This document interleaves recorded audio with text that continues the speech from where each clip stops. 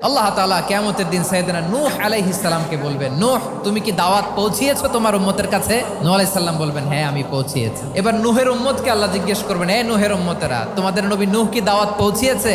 নূহের উম্মত বলবে, না আল্লাহ, কোনো দাওয়াতও আমরা পাই নাই, আপনারাও চিনি নাই, জান্নাতও চিনি নাই, জাহান্নামও চিনি নাই। নূহ আলাইহিস সালাম বিপদে পড়ে যাবেন। তখন আল্লাহ বলবেন, নূহ তোমার পক্ষে কোনো সাক্ষী আছে?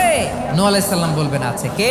উম্মতে মুহাম্মাদি। তখন আমরা বলবো, আল্লাহ, আল্লাহর নবী নূহ আলাইহিস সালাম তিনি আপনি যা যা বলেছেন ঠিক তা তার উম্মতের কাছে পৌঁছে দিয়েছে। এবার নূহের উম্মতের সাথে আমাদের ঝগড়া লাগবে। তারা বলবে, তোমরা আসছো আমাদের হাজার হাজার বছর পরে, তোমরা কি করে জানলা? তোমাদের সাক্ষী ধর্তব্য হবে না? আমরা তখন বলবো, আমাদের কোরআনে তোমাদের নবীর নামে আল্লাহ তাআলা একটা সূরা নাজিল করেছেন, সূরাতে নূহ। দিন রাত এক করে তোমাদের কাছে তিনি দাওয়াত পৌঁছেছেন, সব আমরা জানি। আমরা যখন বলবো এই কথা, নূহের উম্মত চুপসে যাবে। তখন আমরা সত্য বলেছি কিনা এটা আল্লাহ তাআলা জানতে চাইবে বিশ্বনবীর কাছে। তখন বিশ্বনবী আমাদের পক্ষে সাক্ষী দিবেন। আওয়াজ করে বলেন আল্লাহু আকবার।